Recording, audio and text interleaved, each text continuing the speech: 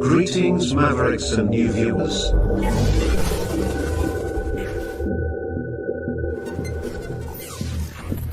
Tonight, direct and live from the Maverick News Network World Studios. This is Maverick News with Rick Walker.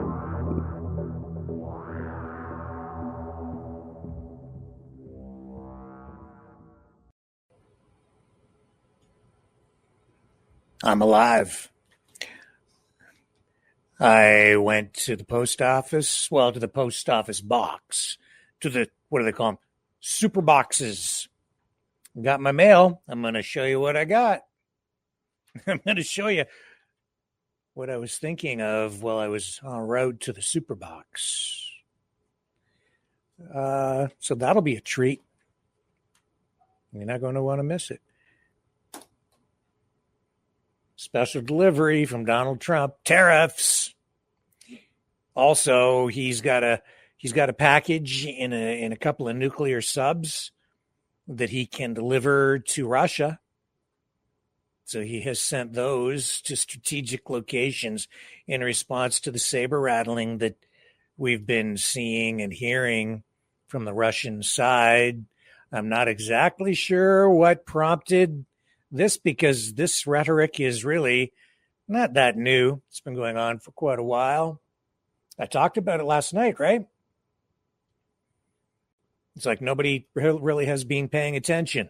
But Putin has threatened to nuke the West several times.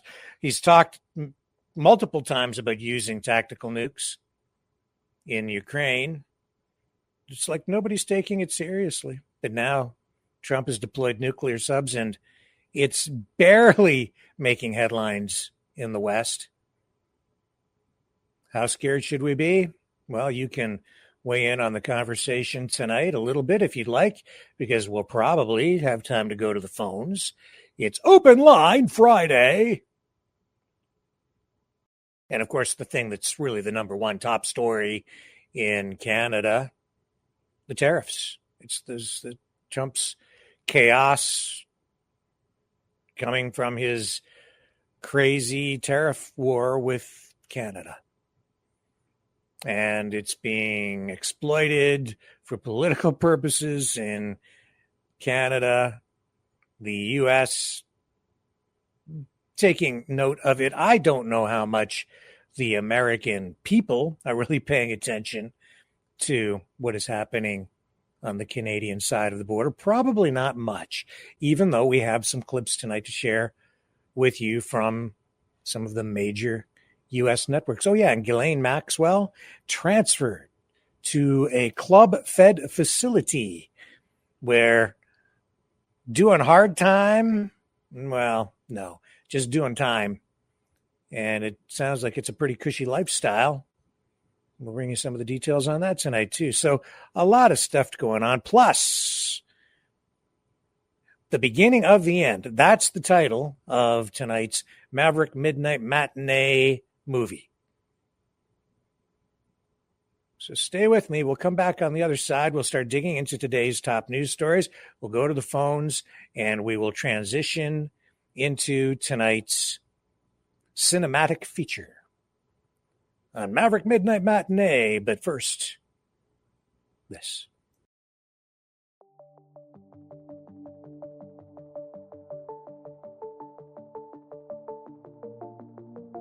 Greetings, brave Mavericks. Our quest for truth continues. We go beyond fake news. Together we expose propaganda. Together we pull others out of rabbit holes. We are maverick thinkers. We are all unique individuals, defenders of individual rights and freedoms, credible, trusted, grounded in reality. Maverick News, Maverick News. Defending free speech, free speech. Donate at freedomreporters.com. Do it now. Tomorrow may be too late. Maverick News. The world is watching.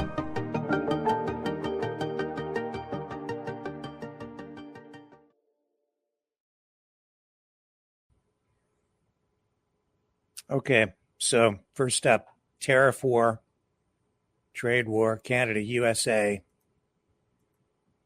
The stupidest trade war ever. But here we are. So what's the latest on these Canada-U.S. trade talks? Well, as of tonight, President Donald Trump is causing chaos. Negotiations between Ottawa and Washington remain at a critical juncture with no clear resolution in sight. Prime Minister Mark Carney described the talks as being in an intense phase earlier this week, emphasizing that Canada will only sign a deal that serves the best interests of Canadians.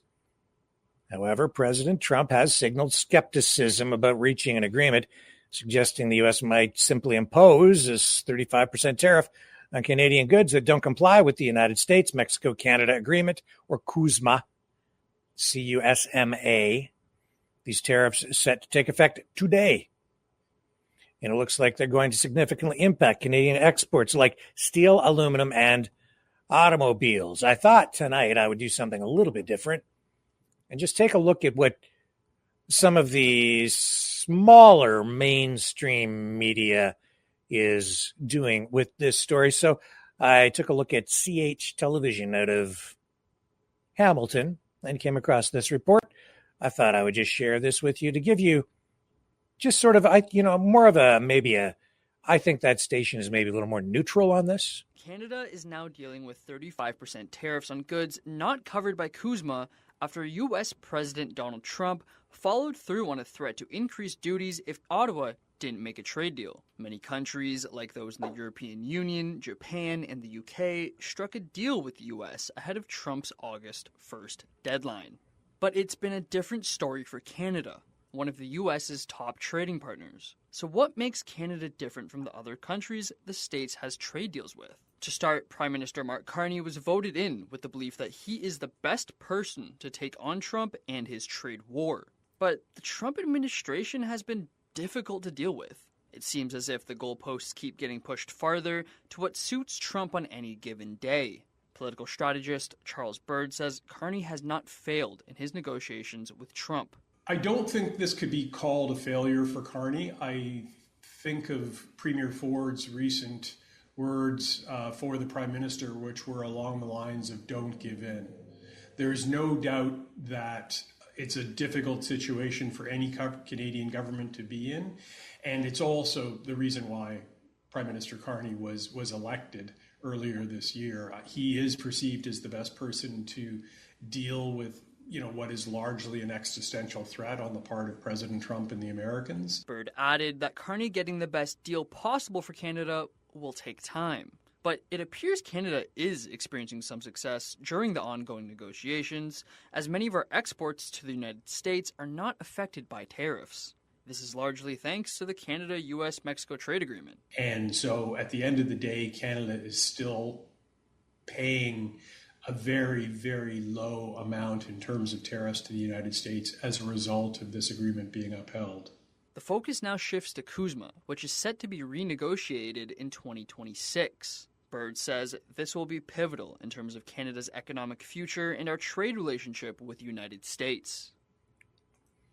Yeah, it's, I think, important to keep in mind that as much as this is inflicting some pain, not just here, but on the U.S. side as well, because it's actually the purchasers of our products that end up paying those tariffs. Canadian companies may respond by lowering prices, and other measures may be taken to make sure our exportable goods remain price competitive, but it's a tax on Americans, and it's going to inflict pain. People don't understand largely how this works, and it's really just not good for either side, in my view, in the long run, or even the short run.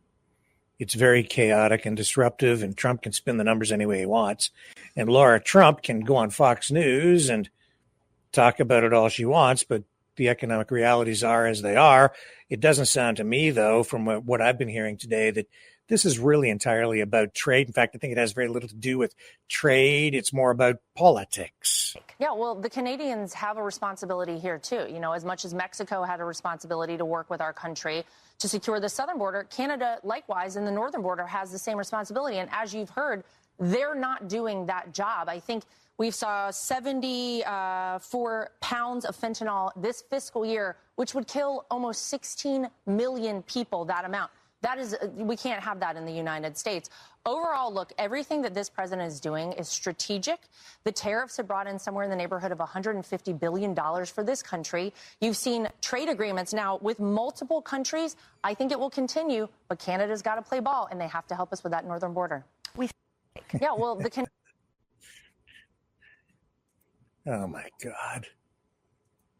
He's created a problem that doesn't exist, for which there is no real solution, because the problem doesn't really exist on the scale that he is saying that it does. It's a lie. It's a manufactured lie. I've shown you that. I've shared it with you. There is a pseudo reporter, journalist out there who keeps spinning the lie. And a lot of people on the freedom side of the equation are buying into it, but it's a lie. The fentanyl problem in the United States is not really coming from Canada. Here is the letter, the response today from Prime Minister Mark Carney. He says, can you see that on the screen? Do I have it up for you? Yes, I do. Okay, so this is on his social media accounts tonight. President Trump has announced that the United States will increase its tariffs to 35% on those Canadian exports that are not covered under the Canada-United States-Mexico Agreement, or CUSMA. That means it's not everything. There's a lot of stuff covered in CUSMA, so the vast majority of stuff is still not affected by this. However, he goes on. While the Canadian government is disappointed by this action, we remain committed to CUSMA, which is the world's second largest free trade agreement by trading volume. The U.S. application of CUSMA means that the U.S. average tariff rate on Canadian goods remains one of the lowest for all its trading partners. Other sectors of our economy, including lumber, steel, aluminum, and automobiles, are, however, heavily impacted by U.S. duties and tariffs. For such sectors, the Canadian government will act to protect Canadian jobs, invest in our industrial competitiveness, buy Canadian, and diversify our export markets. The United States has justified its most recent trade action on the basis of the cross-border flow of fentanyl, despite the fact that Canada accounts for only 1% of U.S. fentanyl imports. It has been working intensively to further reduce those volumes. Canada's government is making historic investments in border security to arrest drug traffickers, take down transnational gangs, and end migrant smuggling. These include thousands of new law enforcement and border security officers, aerial surveillance, intelligence, and security operations, and the strongest border legislation in our history. We will continue working with the United States to stop the scourge of fentanyl and save lives in both our countries. While we continue to negotiate with the United States on our trading relationship, the Canadian government is laser focused on what we can control. Building Canada strong. The federal government, provinces, and territories are working together to cut down trade barriers to build one Canadian economy. We are developing a series of major nation-building projects with provincial, territorial, and Indigenous partners. Together, these initiatives have the potential to catalyze over $500 billion of new investments in Canada. Canadians will be our own best customer, creating more well-paying careers at home. As we strengthen and diversify our trading partnerships throughout the world, we can give ourselves more than any foreign government can ever take away by building with Canadian workers and by using Canadian resources to benefit all Canadians. And that's Mark Carney's response to what Trump has done to create chaos internationally. Indeed. Well, let's go now to the White House. Oh, do I have it? Yes, I do. Okay, here it is. President Trump gaggles with the press before departing from the White House. This just a short time ago. This is fresh. You've probably not had an opportunity to see this yet. Let's just grab this feed and let it roll, baby, roll. El Presidente Trump in today's media gaggle. Are you gonna go to talk with Putin before your deadline coming? I mean, 10 days while in the... Well, we'll see what happens. We're gonna have some meetings and we'll see what happens. How are you? Mr. President! Mr. President, you said the job report today were rigged. Oh, yeah, I think so. And if you look at before the election, the same kind of thing happened. And I think you'll see some very interesting information come out. But you have to have honest reports. And when you look at those numbers, or when you look at just before the election, and then after the election they corrected it by 800,000 or 900,000 jobs, I would say so. Yeah, the jobs numbers suck today. The economy's not doing very well. We have a great relationship with the States. Yeah, we have a great relationship with South Korea. Are you ready? Are you open to negotiate with Brazil? The Brazilian President Lula said he'd like to call you. He requests a conversation. Would you talk to him now? He can talk to me anytime he wants. So are you open to tariffs? He can talk to me anytime he wants. What is on the table for Brazil? Well, we'll see what happens, but I love the people of Brazil. What evidence do you have that you have What evidence? I love the people of Brazil. So why did you Marine tariffs? They don't close to Russia. be related to trade, Because Mr. President. the people running Brazil did the wrong thing. What evidence? 7 years. 7 years from the time that you learned that people were being stolen from Mar-a-Lago to the time that you picked that you took from Jeffrey Epstein. Yeah, I don't understand your question. Where are submarines being deployed? Say it? Where are being deployed nuclear submarines? Oh, yeah. Well, we had to do that. We just have to be careful. And a threat was made, and we didn't think it was appropriate, so I have to be very careful. So I do that on the basis of safety for our people. A threat was made by a former president of Russia, and we're going to protect our people. I hope so. I hope so. I don't know whether or not that'll happen, but I hope so. Mr. President, why did you fire the head of the Bureau of Labor Statistics? Because I think her numbers were wrong. Just like I thought her numbers were wrong before the election. Days before the election, she came out with these beautiful numbers for Kamala. I guess Biden/Kamala. And she came out with these beautiful numbers trying to get somebody else elected. Then right after the election, I think on the 15th, November 15th, she had an $800,000 or $900,000 massive reduction. Said she made a mistake. No, that woman's numbers are...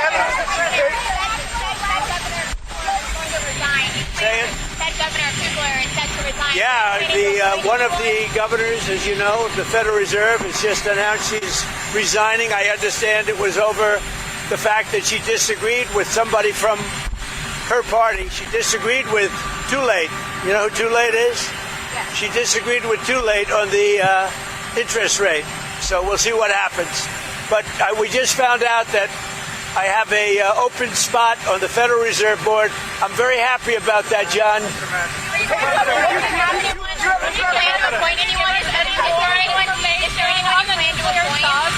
what did Medvedev say to you that made you really mad?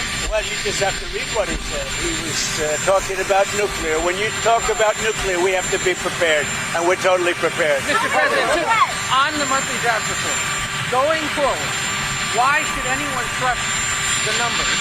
Well, that's the big thing. You're right. No, you're right. Why should anybody trust numbers? You go back to election day. Look what happened 2 or 3 days before with massive, wonderful job numbers, trying to get him elected or her elected, trying to get whoever the hell was running, because you go back and they came out with numbers that were very favorable to Kamala, okay, to trying to get him elected, trying to get her elected. And then on the 15th of November or thereabouts, they had an 800,000 or 900,000 overstatement reduction right after the election. It didn't work because you know who won, John? I won. But here's the thing. Your supporters have had issues with these numbers. I've had issues with the numbers for a long time. But today's, we're doing so well.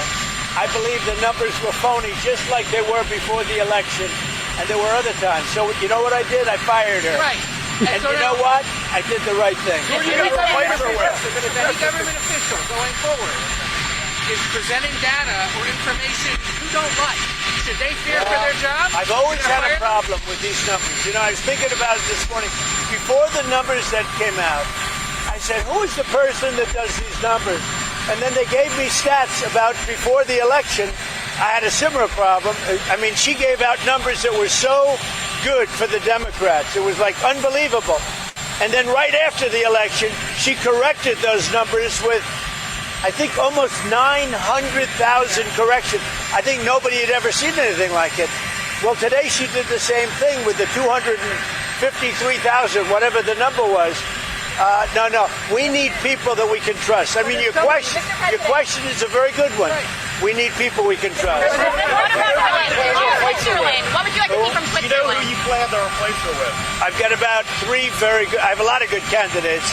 I will say everybody wants it. I've had more phone calls, but I have 3 people that have a background in labor. You know, I could do a long-term thing, or I could do a temporary. It's a 14-year term. Right, but do you put someone in who actually has labor statistics experience? I'd put somebody in who's going to be honest. So are you thinking long-term? That's all we want. I have a choice. I can have 4 months. I can do a short term, or I can do a 14-year deal. So we'll see. We have a lot of people. We've got a lot of good people around. Can I ask you a construction question? Switzerland. That was a shock. The tariff rate with Switzerland. It was higher than other European. Well, the problem with Switzerland, we have a $40 billion deficit with Switzerland, and I spoke yesterday to Switzerland. But we have a $40 billion deficit with Switzerland. That's a big deficit. Question on the construction. Can I ask you a question on the construction? You say you're raising $200 million. You're donating a bunch. Others are as well. Are you blocking foreigners from donating money to build that addition? Honestly, I never even thought of it, but it doesn't matter. I'm putting up my money, but it doesn't even matter. They've wanted a ballroom at the White House, and it's been very popular. You know, when we put it out You're yesterday. You're not ruling out that a crown prince or some European No, I'm not or looking. Asian I'm not looking for that. You know, you have very strong restrictions as to who can donate, and we go by the restrictions. Are you going to publicize the names? It's not a lot of. I mean, it's not that much money. Will you release the names of the donors? Yeah, I'll do that. I didn't even start yet, by the way. But when I do, I'll release them. How many donors do you think it's going to take to get to $200 million? Maybe one, me. But you would cut that check yourself. I would, yeah. Did you talk to Steve Witkoff today from his journey to Gaza? Did you talk to Steve Witkoff? I did. I spoke to Steve Witkoff. He had a great meeting with a lot of people, and the primary meeting was on food. And he also had some other conversations that I'll tell you about later. But he had a meeting on getting the people fed, and that's what we want. And I'll see you later on. In terms of the penalties on India, what numbers are you looking at, and are you going to be having a conversation with... Well, I understand India no longer is going to be buying oil from Russia. That's what I heard. I don't know if that's right or not, but that's a good step. We'll see what happens, okay?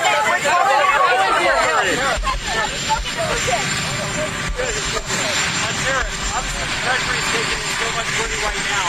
Some Republicans have been pushing for tariff checks to go out. They said, move the money back. There are a lot of people that would like to see this sort of a dividend to the people of our country. It's something I could do.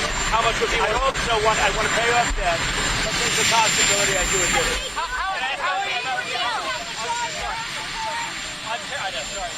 On tariffs, obviously, we still have 2 days here for tariffs, obviously, the weekend. You're a betting man. How many of these tariff rates are you making with now and that's not a lot? I mean, for the most part, we're a little bit, maybe. If somebody could convince us that, they have a case, like Switzerland was complaining, but doing $40 billion a year with Switzerland.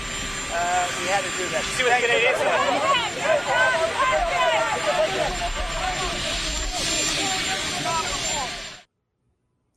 There you go. So, 2 nuclear subs deployed someplace. The exact location remains a secret. Like I said yesterday, it's most people not even paying much mind to this, and yet it seems we creep ever so closer every single day to nuclear war. Well, I hope it doesn't get out of hand.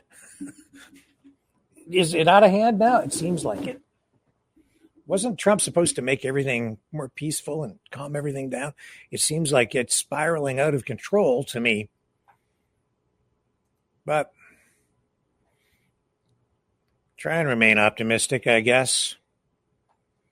Where are we at with these tariffs? Well, we know that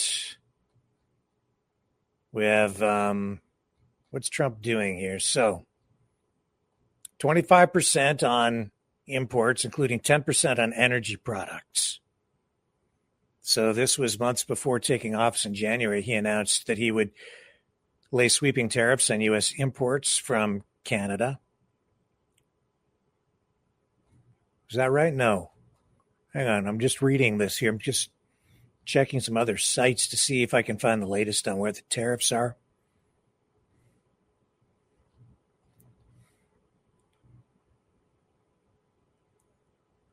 So we're seeing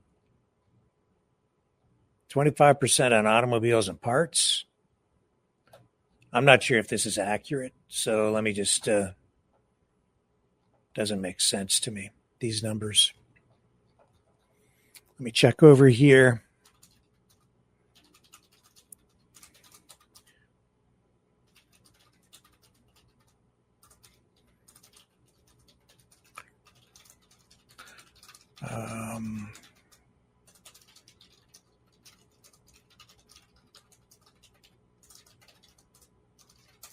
So I know the biggest industries on the Canadian side to be hit by this will be steel and automotive. So there's this general 35% tariff applying to all Canadian imports that do not comply with the USMCA. That rate increased from 25%. So this is effective today. And I don't think Trump was looking for a deal anyway. I don't think they've been bargaining in good faith because it's, as I say, it's all political. That's why he's using this whole fentanyl concoction. It's not a real issue. And so USMCA compliant goods remain exempt from the tariff, and that means that roughly 90% of Canada's exports to the U.S. face an effective tariff rate of around 5% due to the exemptions. And that is information coming from the Bank of Canada. Energy and potash imports, 10% tariff is applied to non-USMCA compliant energy resources and potash imports from Canada. And that takes effect, that was effective since April 2nd. The rate remains unchanged. As of today, steel and aluminum imports, a 50% tariff is imposed on all steel and aluminum imports from Canada. And that was effective June 4th. And that applies globally, but significantly impacts Canada, which is one of the top suppliers of aluminum and steel to the United States. Now, automobiles and auto parts, there is a lot of stuff from the Canadian side that is exempt because of CUSMA, and but a 25% tariff is levied on all cars and trucks not built in the U.S., as well as imported auto parts, effective April 2nd. So that took effect in April. And that targets non-USMCA compliant Canadian vehicles and parts. Copper imports, we talked about that last night, a 50% tariff on semi-finished copper products. Transshipped goods rerouted through Canada to evade the 35% tariff face a 40% transshipment tariff. So in other words, if you have product Then you send it to Canada to try to get around a tariff, to then have it imported or exported to the United States. But it's not really a Canadian product, but you're kind of putting a from Canada or made in Canada label on it. It's going to be hit with another tariff. So these tariffs, of course, come from Trump's trade policies. And he's using these International Emergency Economic Powers Act clauses to address these concerns over trade deficits and fentanyl trafficking, which is not really the major issue at all. It's just a pretext to give whatever it is he actually wants, which is not really clear, except that I think that it is. He's trying to put pressure on the government of Canada because he wants the country, essentially. Yeah, you need to be taking that pretty seriously. Goods meeting USMCA rules of origin that's grown, harvested, or manufactured with specific North American content are tariff-free, protecting most Canadian exports. Non-compliant goods face the above tariffs, with many businesses opting to pay the most favored nation rate, which rose from 2.5% to 25 to 35% for certain goods.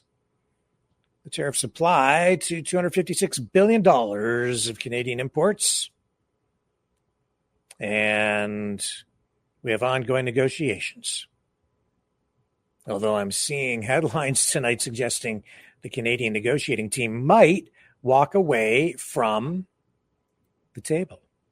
Wouldn't surprise me if it comes to that. Doug Ford, the Premier of Ontario, urging Mark Carney, the Prime Minister, to get tough with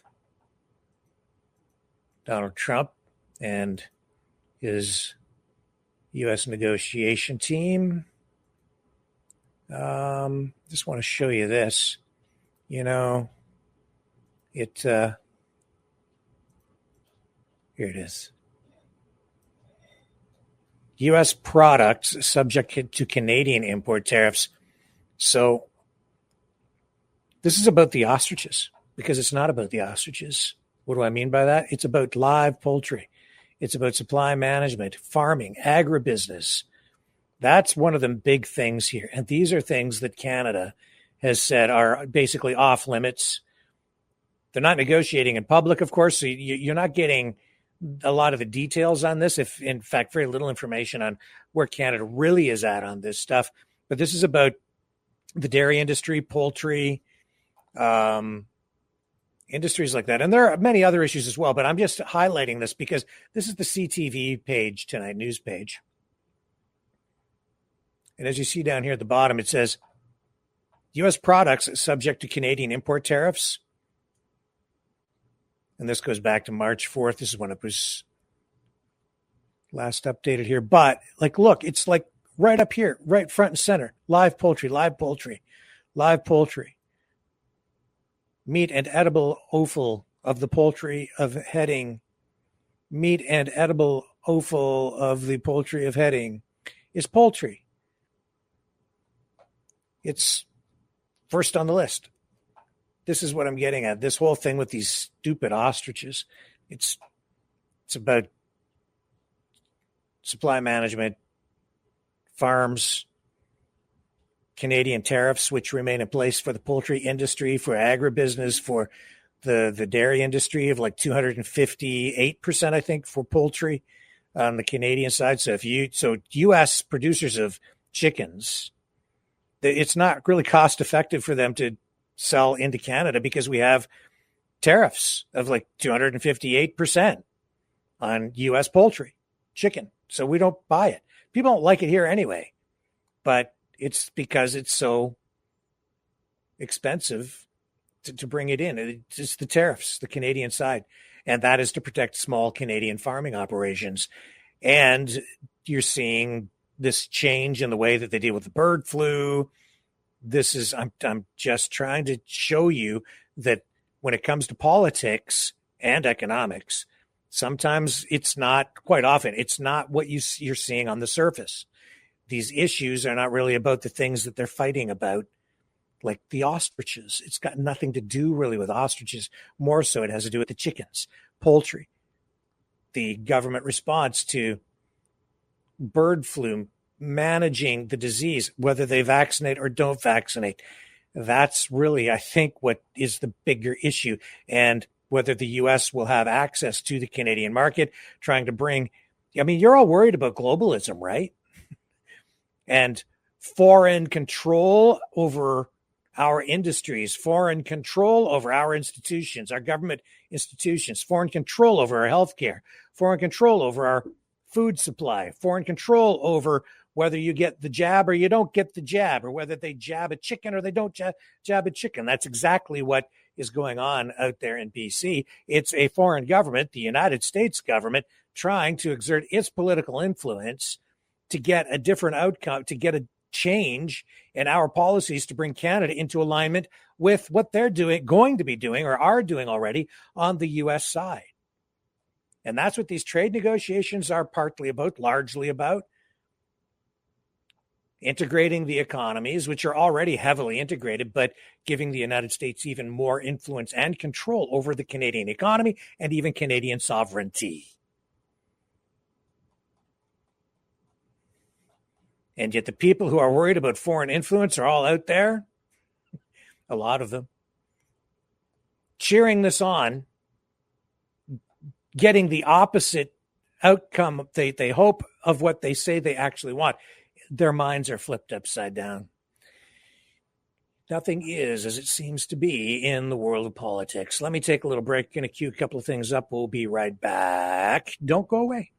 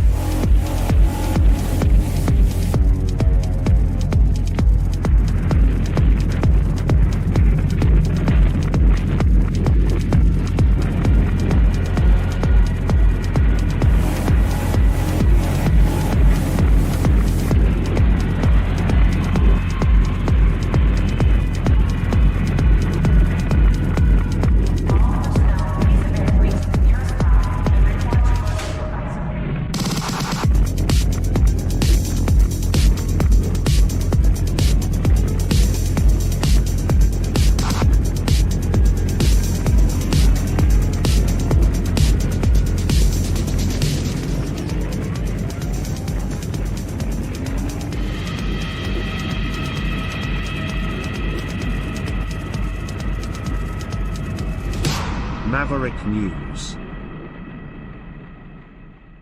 The world is watching. So this whole thing with Trump, do you know the old? I'm trying to think of like a specific movies or comedy sketches about shooting the messenger, right? You know, you don't want to be the messenger king. Bad news. Because if you do, you might get shot. I say it here quite often, don't I? Don't shoot the messenger. Well, that's what Donald Trump did today. He talked about it in the media gaggle there, but he did it because of these job numbers. The employment stats not looking good on the U.S. side, and Trump is pretty PO'd about it. Let me bring this up.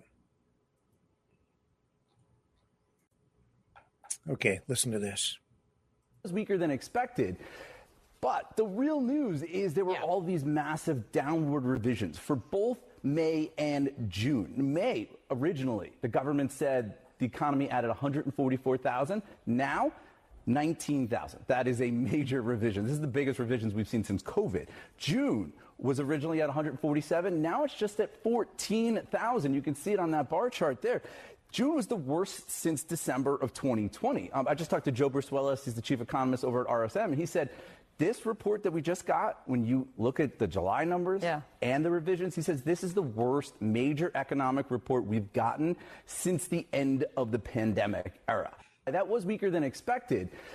But the real news is there were all these massive downward revisions for both May and June. May, originally, the government said the economy added 144,000. Now, 19,000. That is a major revision. This is the biggest revisions we've seen since COVID. June was originally at 147. Now it's just at 14,000. You can see it on that bar chart there. June was the worst since December of 2020. I just talked to Joe Bruce-Willis. He's the chief economist over at RSM, and he said, this report that we just got, when you look at the July numbers and the revisions, he says this is the worst major economic report we've gotten since the end of the pandemic era. Okay, so we let that run a couple of times, but that's because I was queuing this up. I apologize for the duplication. Here's the headline over on NBC. Look what Trump does. He fires the labor statistics boss hours after the release of the week jobs report. Oh man, who wants to work in anywhere in any job even close to Trump? No thanks. He didn't like the numbers, so he shot the messenger. President Trump on today ordered the firing of the head of the Bureau of Labor Statistics. It says right here, hours after a stunning government report showed that hiring had slowed down significantly over the past 3 months. Taking to Truth Social, he attacked Erica McIntarfer. I don't know who that is, but anyway, the commissioner of the BLS. He claimed that the country's jobs reports are being produced by Biden appointee and ordered his administration to terminate her. Oh, this is terrible. He says we need accurate jobs numbers, Trump wrote. She will be replaced with someone much more competent and qualified. Important numbers like this must be fair and accurate. They can't be manipulated for political purposes. I think that probably the numbers are the numbers. He intensified his attack in a later post, writing, in my opinion, today's job numbers were rigged in order to make the Republicans and me look bad. An administration official told NBC News that McIntarfer, I'll say it that way, had indeed been fired. There she is. Erica L. McIntarfer, McIntarfer. The deputy director of BLS, Bill Wyatrowski, who took up the role during the Obama administration, will become the acting director during the search for a replacement. Yeah, who wants that job? No thanks. I'm going to get it in the neck. Off with their heads. It just, he didn't like the jobs numbers, those employment stats. I don't like them. You're fired. Just write better numbers and just make it look like it's better than it is. Just lie. That's what he wants. That's rigging things. I like every government does manipulate economic statistics depending on how the data is compiled, but they do it in the way that the data is compiled. They don't just come out at the end and just make up like random numbers or this is ridiculous. It's like a Monty Python sketch come to life. I swear to God. It's just don't like the numbers, just make up new ones. That's what he does every day. The whole fentanyl thing in Canada, it's just a concoction. It's just a made up thing. Not to say that we don't have fentanyl in Canada. There is some, but the fentanyl in Canada is coming from the United States. It's the other way around. It's flowing from the United States into Canada, not so much the other way. Some, yes. But then Canada's bad dudes, the bad guys, the drug dealers, they're exporting it to other countries, not to the United States. It doesn't, believe whatever you want. I can only sit here and bring you the information, and who the hell knows what's real anymore, because Trump can just make the stuff up. Now, that's the thing. When you are in charge, when you are in power, running the government, and you can control the information, you see, that's really what it is. It's just on full display. He's saying, hey, we get to make up reality around here. We're the government. People will believe us. We can say whatever we want. And we have the credibility on our side now because we are the elected officials. We're the ones who put out the official words. So whatever we want it to be is what it can be. He didn't like the numbers. He fired the woman because she's telling the truth. And he doesn't want the truth. He wants whatever numbers he wants. He just wants better numbers. And then he wants to tell us all that's the truth. He's a great big fat liar. And if you don't lie for him, you're fired. Yeah, she was taking a political position by telling the truth. She didn't lie, so she got fired.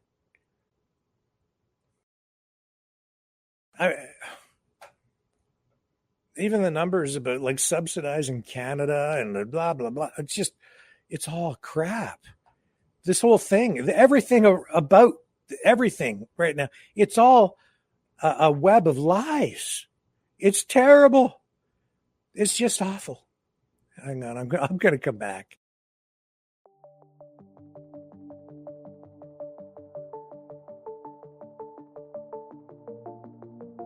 Greetings, brave Mavericks. Our quest for truth continues. We go beyond fake news. Together we expose propaganda. Together we pull others out of rabbit holes. We are maverick thinkers.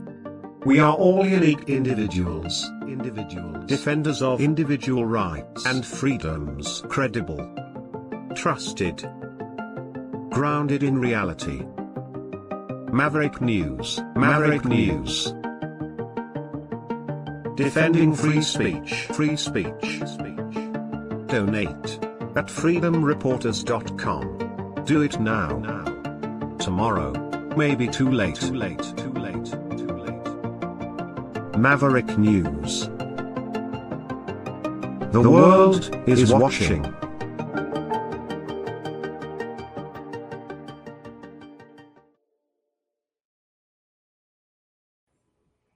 And then back to this story about the nuclear subs being deployed. Let's just take a look over on RT and just see what the reaction is over there on the Russian side.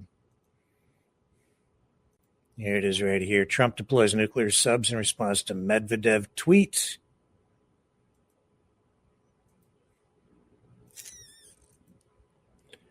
The American president has condemned what he called foolish and inflammatory statements by former Russian leader.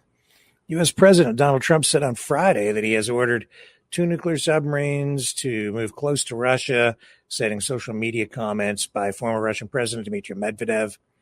And Medvedev, when Kevin Michelizi's been on here in the past, he has said that Medvedev kind of has a bit of a mouth, just saying things he ought not be saying sometimes. But that's sort of, I think, his job, as it were, because he isn't the current president, so he can speak more loosely. But Trump announced the decision on his Truth Social platform, condemning Medvedev's highly provocative statements and claiming that the words are very important and can often lead to unintended consequences. I have ordered 2 nuclear submarines to be positioned in the appropriate regions just in case these foolish and inflammatory statements are more than just that, the U.S. president wrote.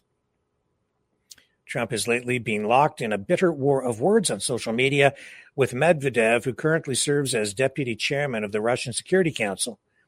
Well, the U.S. president did not elaborate his announcement of a military response, apparently relates to a post made by the Russian politician on Thursday. Medvedev was responding to a post by Trump on Truth Social hours earlier in which the American president branded him a failed former leader and warned him to watch his words. The former Russian head of state mocked the nervous reaction displayed by Trump, suggesting it only proved that Russia is doing everything right and will continue to proceed along its own path. And about India's and Russia's dead economies and entering a very dangerous territory, he says, well, let him remember his favorite movies about the Walking Dead, as well as how dangerous the fabled dead hand can be. Medvedev wrote, ooh. The latter remark referred to the legendary perimeter system dating back to the Soviet era and presumed to still exist in Russia. The autonomous system is believed to be an apocalyptic dead man's switch capable of firing the surviving nuclear arsenal at once in a scenario where the country was hit by a devastating first strike that eliminates its leadership and breaks the chain of command responsible for ordering retaliation.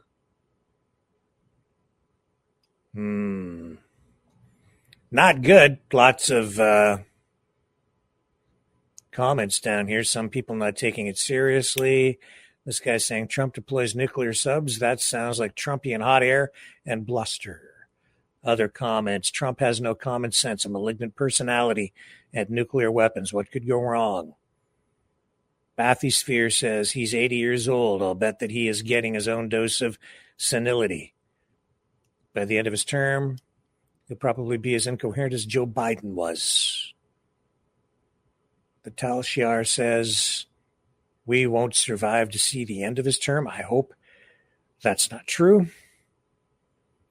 And John Hunsaker says, I am an American citizen and over 80 years, and I have no problem realizing that Trump is saying extremely stupid words. Why? Even if Trump orders his subs to threaten Russia, it is totally off the charts with stupidity and silliness, as Trump is signaling World War III, and for what? Get all of us killed for his GD ego. It is the United States who started this whole death spiral crap over Ukraine and the West's attack on Russia. The President Trump I have supported from day one has totally lost sense. So there, Trump has lost another supporter, losing his mind and losing his base. A lot of it because of this Ghislaine Maxwell stuff and Epstein.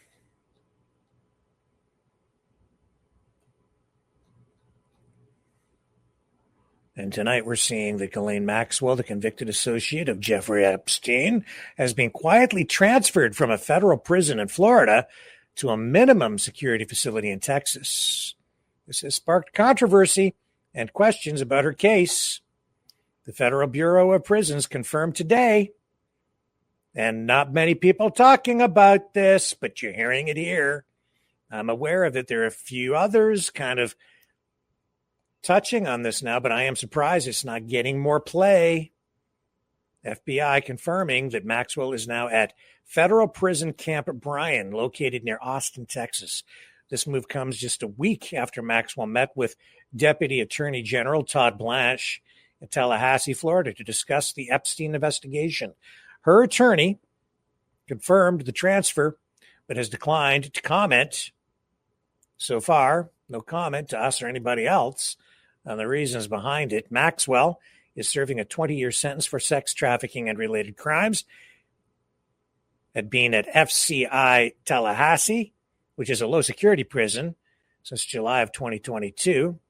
FPC Bryan, described as a minimum security camp, houses about 635 female inmates, including high-profile figures like Theranos founder Elizabeth Holmes. Unlike low-security facilities with double-fenced perimeters, Bryan has dormitory housing, limited fencing, and offers inmates access to classes, sports, and video calls with family. So this transfer is, to say the least, unusual, because sex offenders like Maxwell are typically barred from minimum security prisons due to public safety concerns. A top Bureau of Prisons official would have needed to approve the move, possibly based on Maxwell's behavior or cooperation with authorities. Some speculate it may be linked to her recent DOJ meetings or her push for a pardon from President Trump, though the White House has denied any leniency discussions. Well, not everyone is convinced. Some people are pretty sure that a deal has been made, and one of the most high-profile people speaking about this, Rick Wilson, the Lincoln Project. He is steamed. Ooh. Let's let a little of this from Rick Wilson roll. Hey, folks. What we know right now is that Ghislaine Maxwell has now been moved to a minimum security, cushy, club-fed work camp prison in Texas. This has trees. This has tennis courts. This has a putting green. This is not a place where you put the woman who ran the largest child predator sex rape ring in recent memory. This is not where you put someone who is being treated by the Justice Department as the woman who is a registered sex offender, unless there's a quid pro quo. And believe me, if you don't think the fix is in at this point, that Maxwell is now in a cushy, very, very nice prison, probably, from what I could quickly research, one of the most comfortable places you can go if you're a female federal prisoner in this country. It's basically barely even a prison. Why did she get sent there? Anybody want to guess? Anybody? Anybody think the Bureau of Prisons didn't get a fucking phone call from Pam Bondi? Hey, you got to move her. Todd Blanchard's made a deal. Got to take care of her. If you are not outraged by this, MAGA folks, I don't ever want to hear a fucking word out of your mouths again about the global pedophile conspiracy, cannibal, sex ring bullshit. Not a word. Not a fucking word. She's the architect of an organization headed by Jeffrey Epstein. But she was his consigliere, his recruiter, his trainer, his groomer, to use a term that y'all love to use, of these young girls so they could be raped by Jeffrey Epstein and his friends. And Donald Trump now has transferred her to the most luxurious federal prison for women there is. I wouldn't be surprised if there was fucking turn down service at this place. Look, FCI Tallahassee, where Maxwell was until yesterday, it's not exactly like the hardest prison in America. It's not a supermax or anything like that. But now they have put her somewhere very, very cushy, very, very comfortable. So there's only two ways this goes. One, she's already made the deal, and this is part of the flow as they move towards commuting her sentence or pardoning her. Or two, they're trying to induce her now, like, oh, look, you can get better treatment. You can get the pardon faster. You can be somewhere where it's more comfortable. You can be somewhere where there's nicer amenities at the prison. Listen, this woman trafficked 200 plus young women. If you think she deserves to be in the cushiest federal prison for women and you're a MAGA voter, again, I don't want to ever hear a fucking word out of your mouth again about anything to do with child trafficking or all the other things that you believe that the Democrats are involved in a pizza restaurant in D.C. Not a word. Don't want to hear it. Don't want to hear a fucking word about it. I just don't. Okay? I just don't. Maxwell is a monster.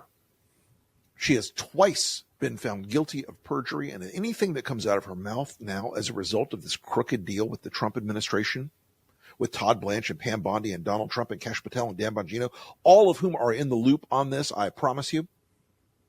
And whoever runs the Bureau of Prisons, whatever weird Trump acolyte sycophant ass licker runs the Bureau of Prisons, they had to make a special exemption because she is a registered sex offender to move her.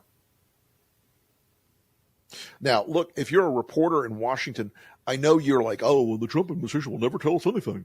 Well, maybe you should try to find out. Maybe you should go try to find some lawyers there and some people there in the staff at BOP. Maybe you should be talking to people. Because this is a big, big part of the cover-up story. There is a massive cover-up happening right now in front of your face. They're hitting you in the face over and over and over again with this cover-up. This deserves enterprise reporting from major news outlets. Ghislaine Maxwell being moved to the cushiest federal prison that there is not a coincidence. It wasn't a routine transfer. Something happened here to cause this to occur.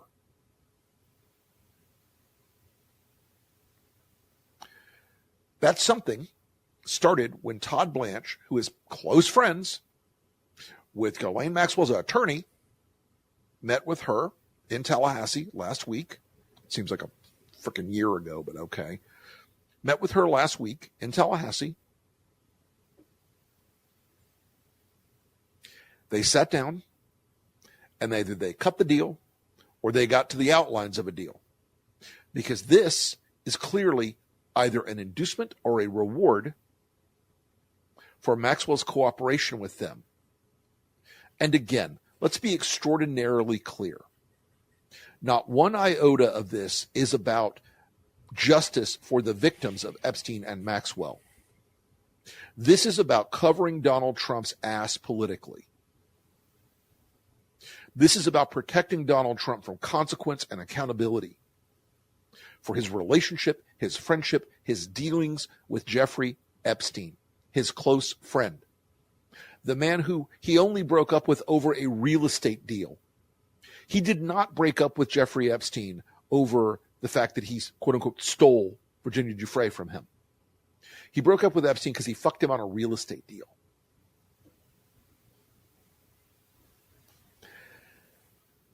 This is not about the victims.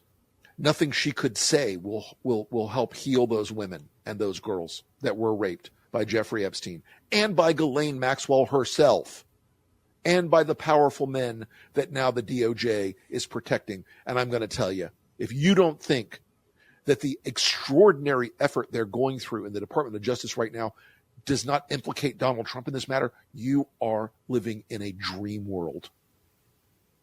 So Ghislaine Maxwell was moved, again, to the cushiest federal prison for women that there is. This is not a woman who had a speeding ticket. This is not a woman who had an insider trading conviction. This is not a woman who was convicted of stock fraud. This is not a woman who did contracting fraud against the federal government.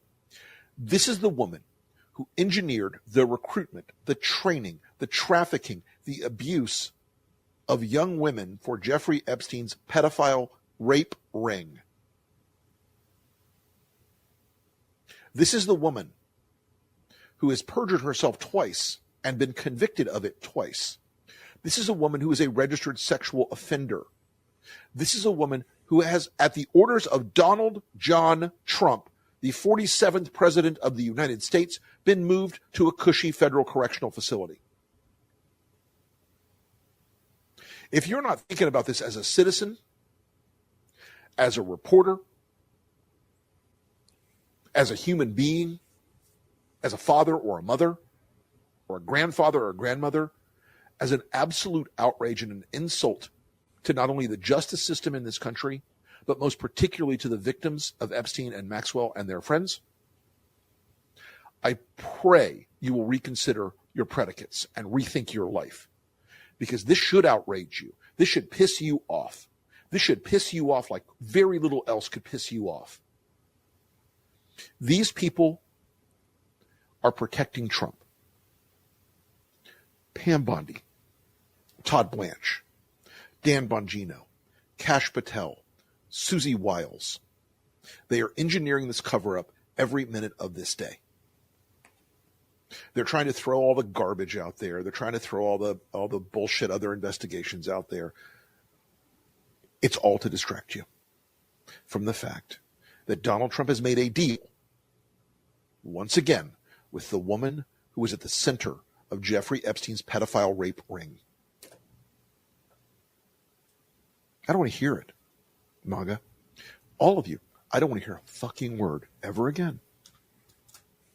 You know, their favorite thing is to accuse people who are not pedophiles of being pedophiles. People who are not groomers of being groomers. These people who still support Trump right now, and he's going to pardon her or commute her sentence, one of the two.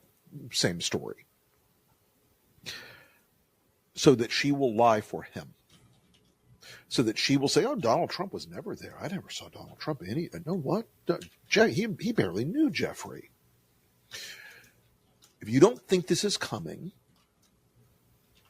pull your head out of the rectal cavity in which you have presently inserted it. If you don't think this is going to happen, wake up. The accusation in the minds of a million QAnon dipshits, in the minds of MAGA activists, and this big lie created by people like Mike Cernovich and Jack Posobiec and all these fucking idiots, that the Democrats are all raping little girls in a pizza restaurant, was always a lie. But you know what wasn't a lie? Ghislaine Maxwell was recruiting and training and gaslighting and abusing and trafficking young women and girls, minors, so that Jeffrey Epstein and his rich friends could rape them. And now Donald Trump is going to free her. He's already done her a big favor. He's already sent her now to a cushy women's prison that's more like a day camp than a prison. If you're not angry, you're not paying attention. If you don't think this is an outrage, your moral sense is so screwed up by your worship of Donald Trump and your narrow gauge partisan blinders that you shouldn't consider yourself a decent person. You shouldn't consider yourself a good person. Good people would want this kind of person, Ghislaine Maxwell, who is a perjurer, a sex offender, and a human trafficker, to stay behind bars for her complete sentence. You're the same people that think that a gardener who is here illegally needs to be sent to CCOT. You're the same folks who think that somebody who protests against Donald Trump, that the cops should beat the shit out of them. And yet you want Ghislaine Maxwell, a predator, a child molester, a human trafficker, to get a cushy sentence or to get pardoned. He's going to pardon her, folks. If he doesn't pardon her, I'll be shocked. This is a sign the deal is moving, the fix is in. This is a hideous moment. And Donald Trump, I assure you, is both aware and enabling what is happening right now. Anyone who thinks that he hasn't been on the phone with Todd Blanche and Pam Bondi and the Bureau of Prisons and whoever else is involved in this cover-up is insane. This is an ugly moment for America. And Donald Trump, as much as he loves to transgress, as much as he loves to be a human middle finger, and as much as a lot of you MAGA voters really like that part of him, I hope you're comfortable now, because that middle finger that's in your face from Donald Trump right now is in the form of a woman who is a sexual predator, who ran a sex trafficking pedophile ring, and who participated in the rape of minors with Jeffrey Epstein. Congratulations, MAGA. Great day for you.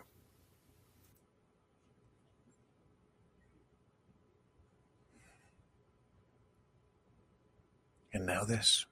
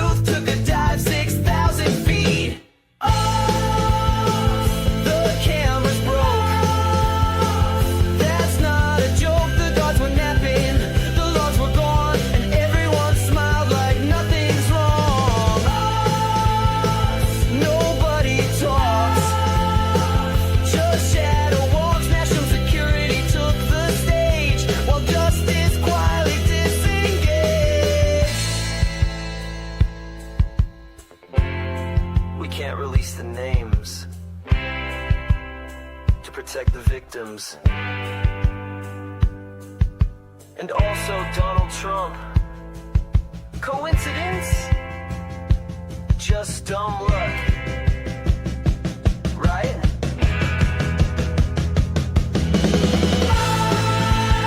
Another sealed file.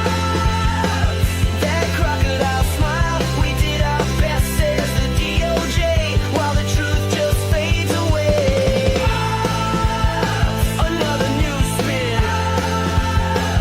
No one will win except the rich guys with gold ID cards and closets full of secrets behind steel bars. Just a little glitch. A billionaire's privilege. That's the sound of the case. Closed.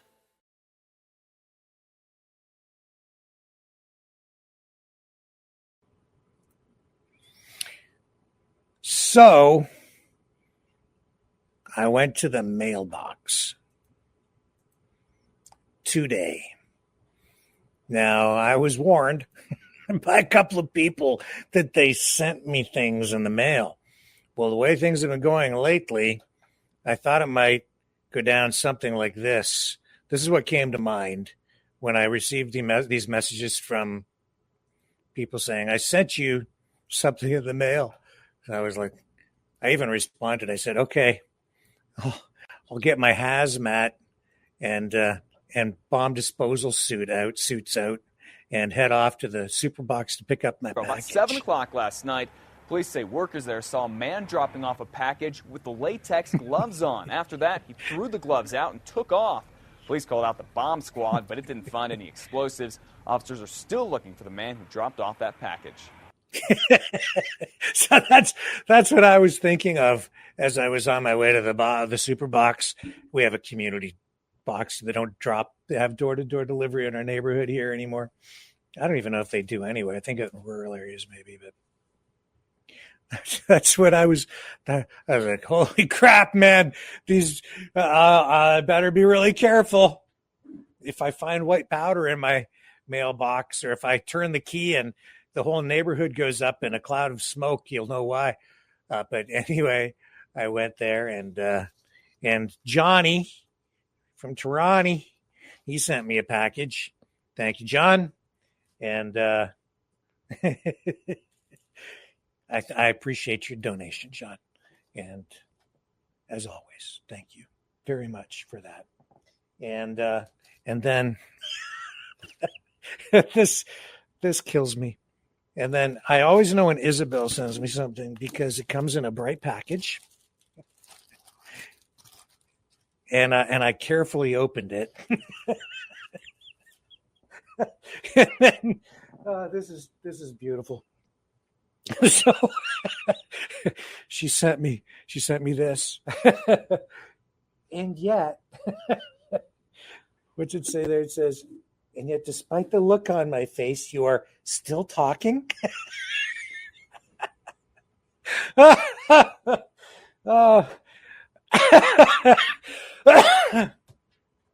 that's hilarious. Thank you, Isabel, for that. That's funny.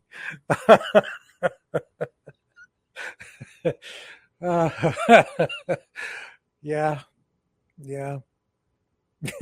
Haters to Channel 2, please. All haters over to Channel 2. Yeah, that's politics. Hilarious stuff. Thank you for sending those things. Thank you for the t-shirt. I hope it's my size. So I can wear that. People are going to think it's me talking to them when it's actually Isabel talking to me. Yeah, it is. It's my size. Yeah, extra fat. Sort of skinny, but fat in all the wrong places. Perfect. Thank you. Thank you for that. Man, that's funny. That's just too funny. All right. I said we would go to the phones, so I guess we can do that. I will open up the phone lines, and you guys can weigh in on today's top news stories of the day.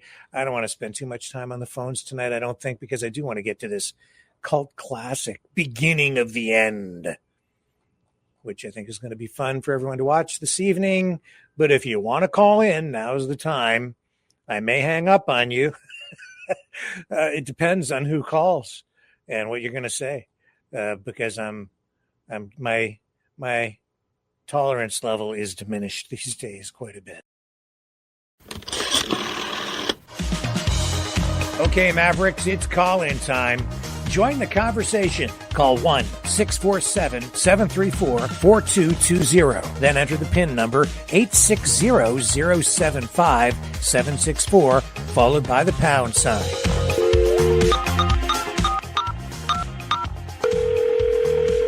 Exercise your right to free speech. Call 1-647-734-4220. Then enter the PIN number 860-075-764, followed by the pound sign.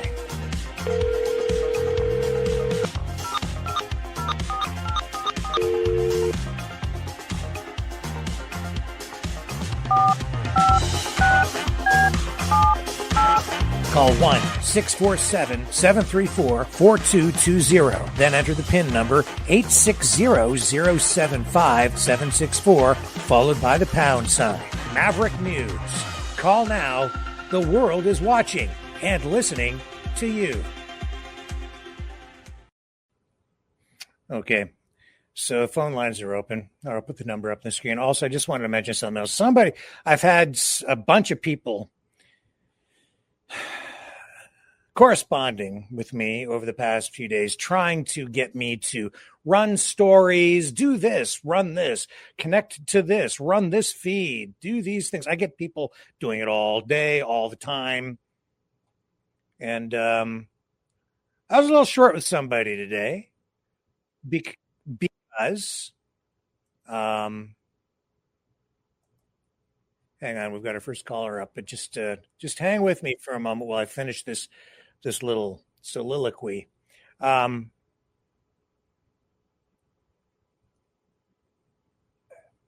learned a lesson a long time ago as a cub reporter.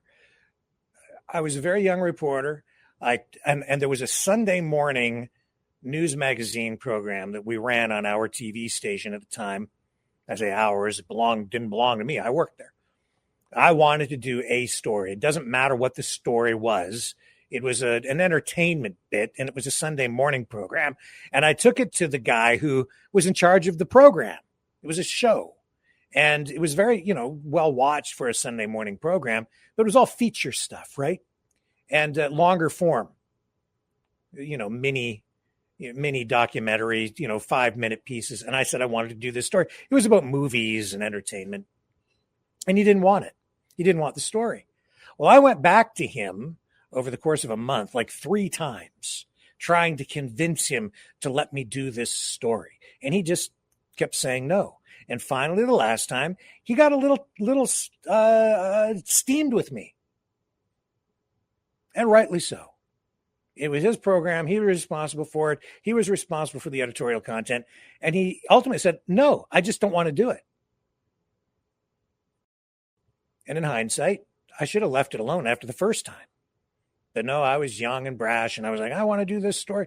No, he said no. He didn't want it. It wasn't fitting in with whatever he had going on. And I just kept pushing. Well, I've had somebody call me multiple times. And, as much as I appreciate people bringing story ideas to me, I have to make decisions. It doesn't matter what the story was that they wanted me to do. I'm not going to get into that tonight. But it wasn't something that I wanted to do for a whole bunch of reasons. Not the least of which is that it's a story I wasn't really familiar with. I do not have the time right now to start digging into, the background on a bunch of stories or any story really that requires some research. I just don't have the time this week. And I don't want to wade into something that I really know little or nothing about. And I don't have the time to learn about it. And there's an old rule. If in doubt, leave it out. So I'm leaving it out. But no, this person had to keep calling me back. Why didn't you do this? Why won't you run it? Why did you run what you ran last night instead of running what I want you to run? Well, ultimately, everybody seems to want access to you guys, right? Because that's really what it is about. It's got nothing to do with me. They don't care what I think. They want access to you because they want you to think a particular way. They want to sway your opinion.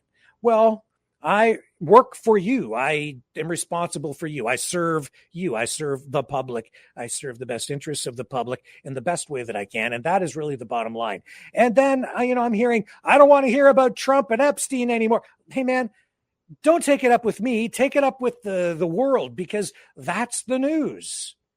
I don't make the news up. Those are the top stories. Those are the things we cover. That's what we do here.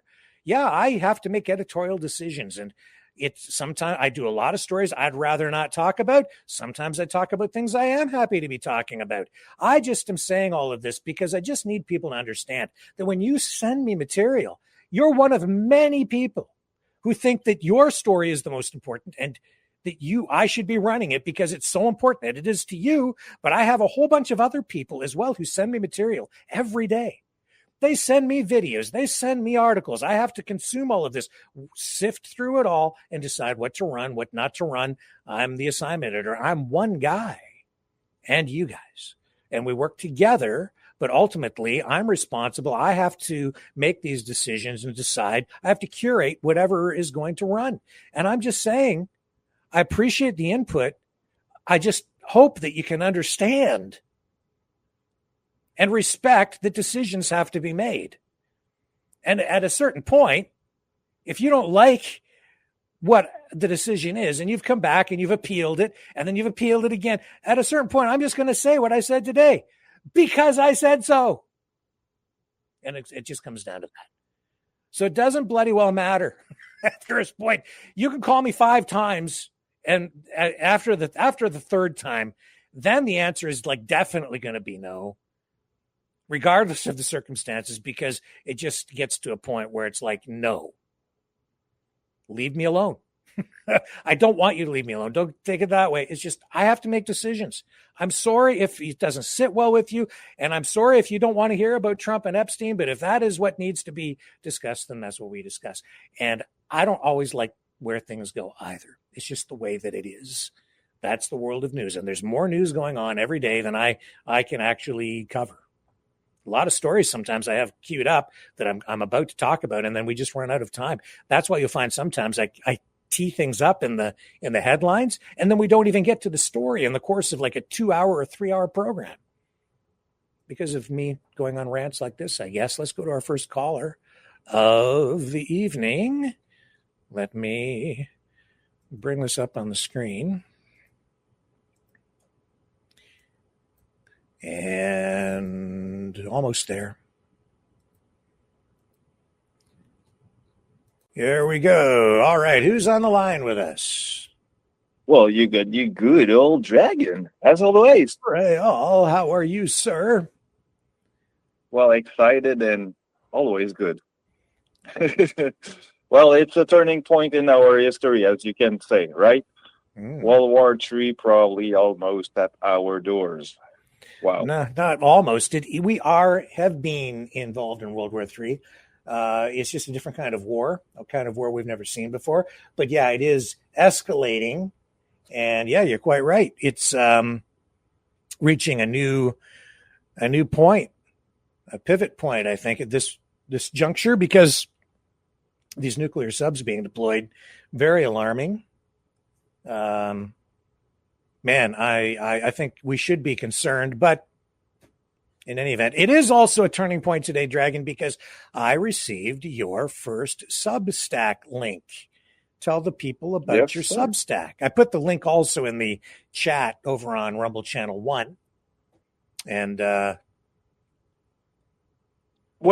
let me explain. Go ahead. I've been watching what was going on for the past 5 years, say since COVID, and I've been observing people behaviors online as outside of the digital bubble, if I can put it this way. And well, from all that, I've seen how things have changed so much in the behavior and the way of people thinks. So I came to the idea that it's probably because we're transitioning into a moment in our history and in our culture. And not only in our culture, but it's touching politics, it's touching everything that you touch. around you, mentally or emotionally. So I was exploring all that. And well, you remember the last movie that we had a moment together was the H.G. Wells movie.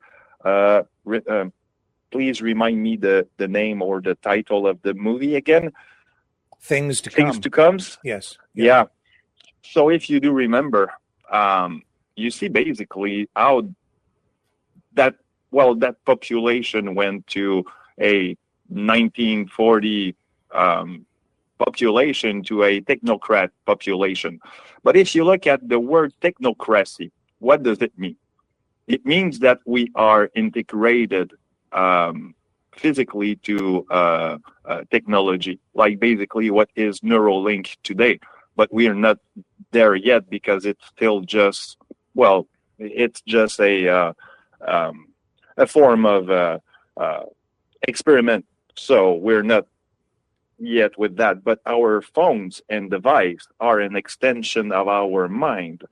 And this is where I came to that conclusion. So if you want to see what all of that draw about, well, take my guess and go read what I have for you, because I think it's going to make you think. Sure. Yeah, I read the article. I thought it was thought-provoking, and the link is in the Rumble Channel 1.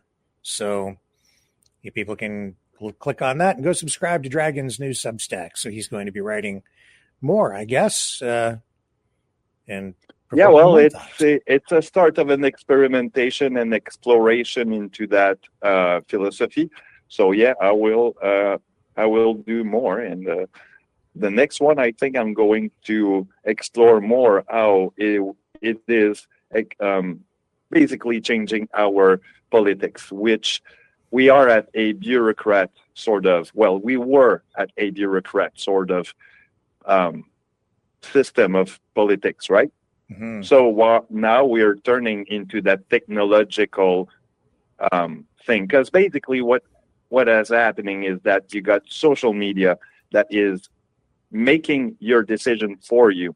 So this is how they are governing your thought, and the way that they are governing you. Well, this is what infocracy is, and this is the turning point in our history that I'm exploring. So, yeah. Okay. It's a vast subject. Did you like the T-shirt that Isabel sent? Did you see that? I love it. Yeah, just she's definitely sending me a message. It's like, and yet, despite the look on my face, you're still talking? That's hilarious. So I assume she's selling those over on her Facebook store thingy. Bubble Gifts, I think you can find her on Facebook. So if you want one of those, like say you have a husband like me, then a T-shirt like that might come in handy. It can be useful in my case, actually. You know what? That's what I'm going to do, Drake. I'm going to give that shirt to my wife. And then she doesn't have to say anything. She can just stand in front of me and just look at me. Well, she does that anyway. Oh my goodness. Yeah. That's just too funny. That's hilarious. Thank you, Isabel, for that. You made me laugh today. And in the end, the hazmat suit and the bomb disposal gear, protective equipment, not necessary. I was relieved. I turned the key to the super box, carefully opened it, and nothing exploded. No white powder either. So it was a good day. It's hilarious. Oh my. So what else? You're not even talking about the tariffs tonight. Are you worried, Dragon, at all? No?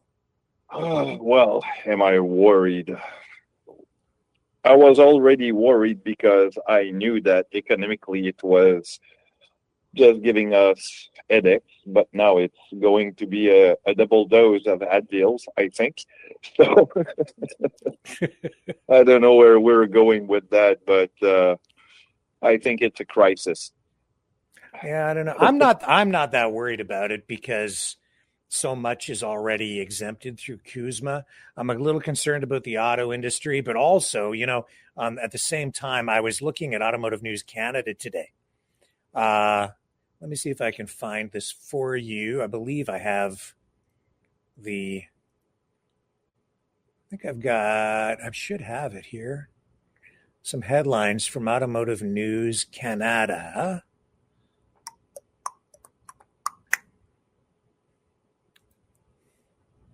Yeah, here we go. I'll just open it up right over here, and I will show you what they were saying today. And it's kind of, I would say, sort of positive in a negative sort of way. But those are the headlines. I copied and pasted them. USMCA compliant vehicles and parts skirt Trump's new 35% tariff. So that was their headline. That's the way they're spinning the story. And what's that one say? Magna, which is an auto parts company, big one here in Canada, started by Frank Stronach, who we had on as a guest a while back, actually. Magna shrugs off tariffs, generates 21% gain in the second quarter net income, raises outlook. So those are the headlines today on ANC. And all that despite Trump's chaos. So hang in there, Canuckistanians. Oh, let me take that down so I have that graphic up. My apologies for the production glitch there. Take that over here and click on this thingy over here. I don't want to do that. There we go. Take it down, take it down, take it down. There we go. Yeah, so you can see that is, I think that's sort of positive in spite of all the turmoil that's out there. And I just think that in the end, Trump is going to have to capitulate to some degree because Canada is an important trading partner. And while we're not nearly as big as the U.S., we are important to them. And we will see, I guess. I don't know. Just hang in there. We're already making new deals with Mexico, and we're pivoting over to Europe. And over time, as Stephen Harper said over the past week, we need to make these changes. So even Harper advising Mark Carney and the current government to kind of pivot away and diversify our trading interests around the world so that we're less reliant on the United States. We have to do it one way or another if we're going to be a country. And I want there to be a Canada. So let's just give it time. It's going to work out. So, yeah, well, and that's the thing. I maybe don't like Carney, but I will respect the fact that he went to see Harper and ask some advice for a few reasons. Because, well, maybe like some YouTuber would say that he doesn't know what to do anymore. Well, if it's the case, at least he's trying something. So, you know what? It's probably a good start in the right direction. Well, I think when you look at politics, it's never black and white. It's not cut and dried. You get a variety of political flavors across the parties. Within the Liberal Party, you'll find some conservatives. Within the Conservative Party, you find some liberals. You find some, people on the other extremes as well. You find even the different parties put people into the different parties to infiltrate and shift policies within those parties and to cause even chaos, right? So it's a messy, dirty game, politics. So when I see, but ultimately, I was heartened to see seeing Harper talk about speaking with Carney, because in the end, those two guys are pro-Canada, whether they're a conservative or a liberal or a New Democrat or whatever. And I want whoever is the prime minister to succeed so the country succeeds, so we are all more prosperous. I don't want any prime minister to fail. or any government to fail. I want certain policies myself, but in the end, whoever is in power, I hope that we as a country succeed. I want Canada to do well, regardless of who is in power. We need to. People's jobs are on the line. Why would I wish for destruction or failure when people would be hurt by that? I don't want that. So, yeah, I want Mark Carney to succeed. I might not agree with everything the guy does, but you understand what I'm saying, right? I just want good things for all of us and for everyone. That's all I'm saying. So for every good decision that he can take, let's give him a chance to take them and see what he can do with it. And at the end of the day, we'll vote for somebody else and probably, repair the damage. And where politicians mess up, where things don't work, then yeah, you criticize. That's what our job is here as journalists, right? To hold them accountable for things that don't work, but not just kick them and hurt them because we want them to fail so that our team gets to be in charge instead. That's not healthy. So we'll just cross our fingers, hope for the best at this point. But I think that Canada's in a much stronger position than a lot of the negative people would have us believe. We're a strong country. We've got so much going for us. We have a highly educated population. We have massive resources. We have, we're a first world economy, one of the most affluent countries on the face of the planet. We are not nearly as big in population terms as the United States, but that in itself can actually be an asset because we don't have the same kinds of problems in our country as they have in, say, like a city like New York, where they have almost half the population of all of Canada stuffed into one city. That creates a lot of different challenges for governance, for a community, for a society. So we've got just a different kind of place up here, and I think it's worth saving, worth preserving, and it will. And we're going to be in good shape, man, heading into the future. The future is with us. It's not on the other side of the border.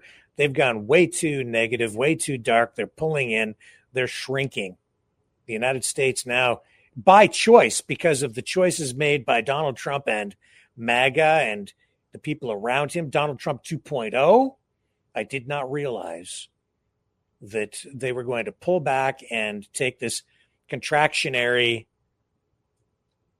path forward. I don't think it's good.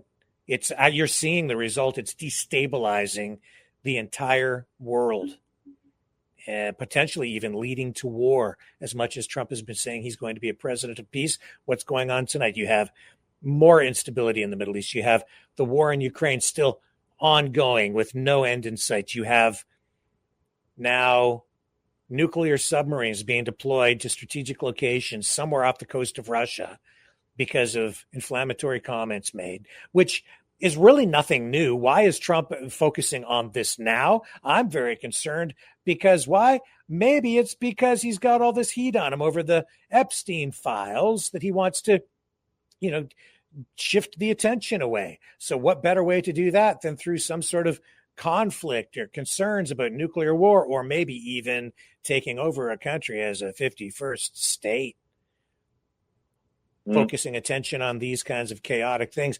People talk about distractions.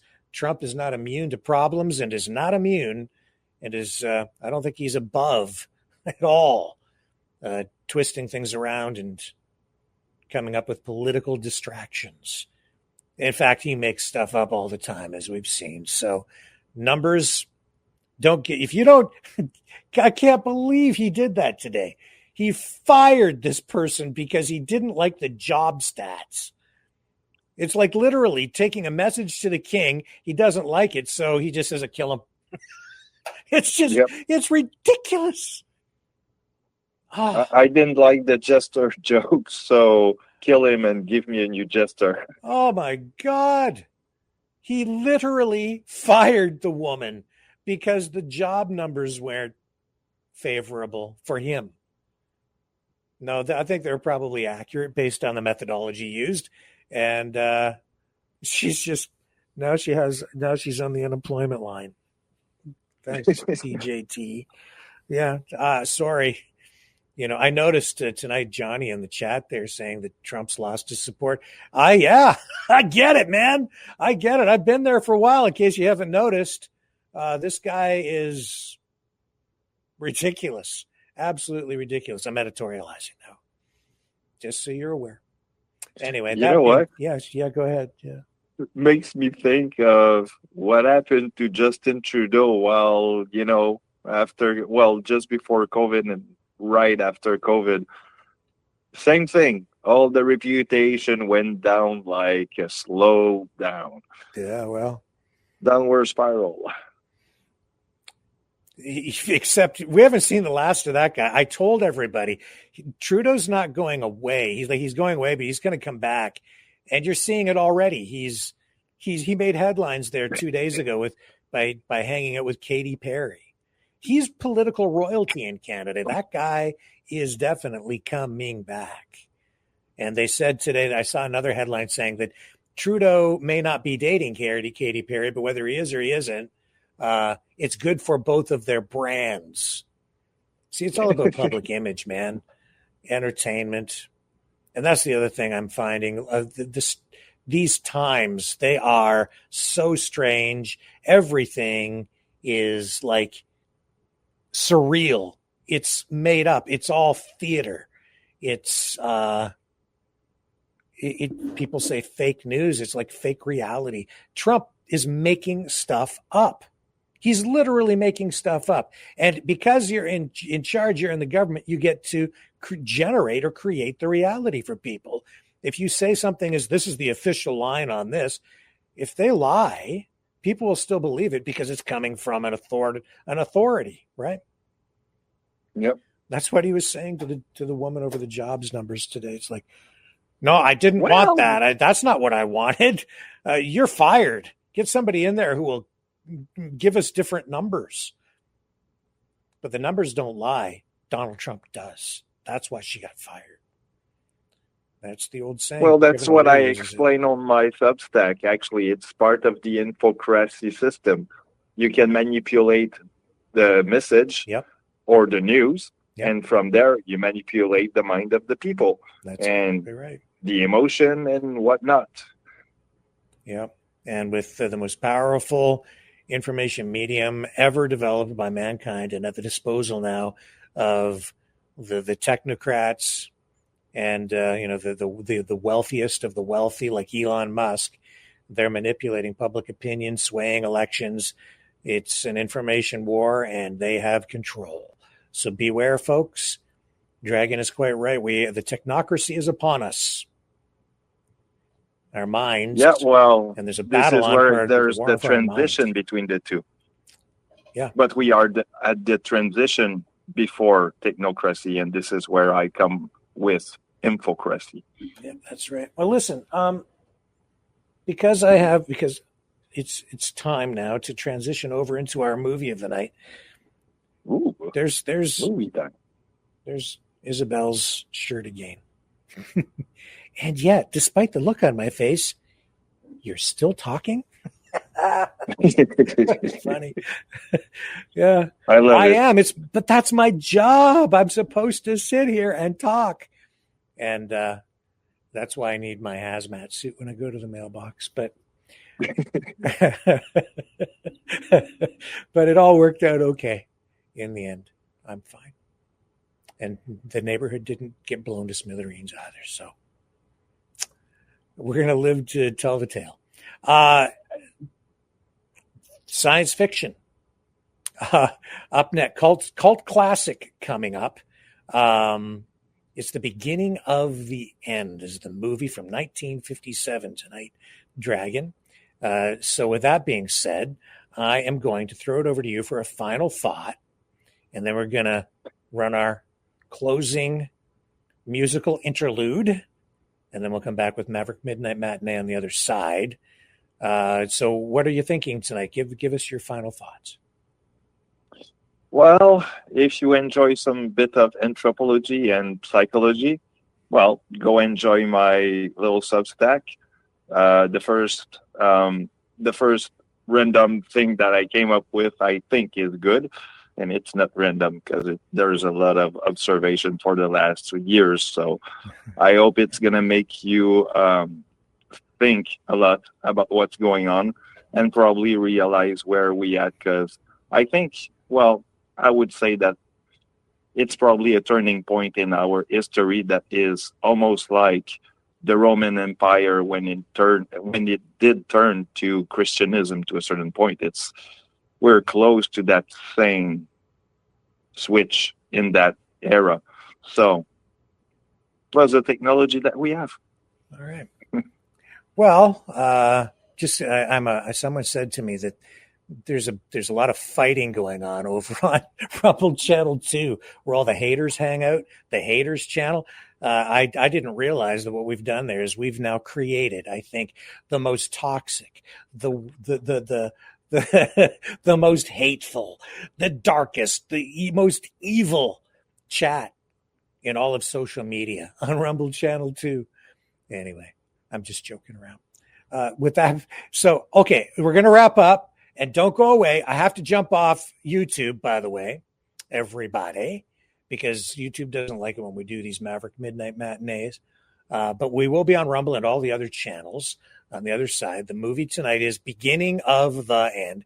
It's a sci-fi cult classic, 1957. You'll recognize some of the big name actors, at least one in this movie, with the like really cheesy special effects that are so bad they're good. You're going to love it. It's got a giant grasshopper in it, and it's enough to make you dizzy. And that's why tonight, because we got Dizzy, we got Izzy, we got Elsie the cow. I think that's Elsie, actually. Yeah, I'm pretty sure. We're talking about supply management, agriculture, agribusiness, agri-food, ostriches, poultry, giant mutant grasshoppers, nuclear submarines, possible nuclear warfare. God, my God, it is enough to make your head spin around. And that's why tonight, thank you, Isabel, for sending me that T-shirt. And all I want to do now is dance. Not everybody gets a song made about them around here, and you shouldn't be upset about this because it's actually a pretty fun tune. And the lyrics ain't so bad, this is actually, in a way, kind of a compliment to you. So I hope you like it. I'm going to run, here it is, the first incarnation of Dizzy Izzy, my tribute tonight, and my thank you, Isabel, to Isabel for sending me that T-shirt and being a good sport. Here we go.